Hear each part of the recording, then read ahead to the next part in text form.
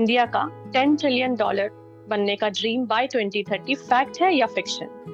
आज इंडिया की nominal GDP 4.3 trillion dollar की है 2025 एस्टिमेट के अनुसार। आईएमएफ के लेटेस्ट वर्ल्ड इकोनॉमिक आउटलुक के अगर हम देखें तो इंडिया की ग्रोथ रेट 2025 में 6.5% रहने की एक्सपेक्टेशन है। वर्ल्ड बैंक भी होपफुल है।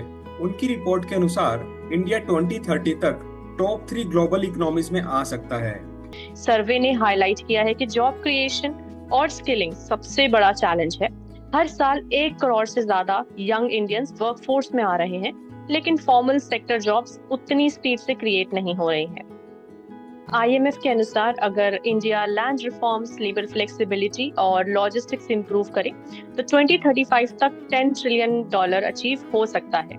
India will remain the fastest growing large economy, but $10 trillion is a marathon, not a sprint.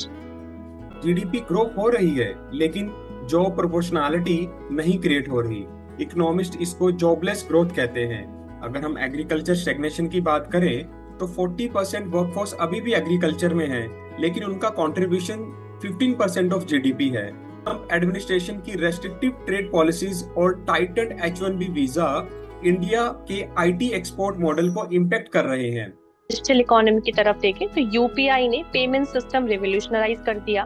Bye 2030 digital economy 1 trillion से ज्यादा हो सकती है। फोकस होना चाहिए इंक्लूसिव ग्रोथ पर, jobs, health care, affordable education और इनइक्वालिटी रिडक्शन, वरना जीडीपी के नंबर का आम आदमी पर लिमिटेड इम्पैक्ट होगा। इंडिया $10 ट्रिलियन ड्रीम अचीवेबल है, but not automatic. Sustain reforms, human capital investment और इंक्लूसिव पॉलिसीज के बिना ये सिर्फ एक स्लोगन बनकर रह जाएगा।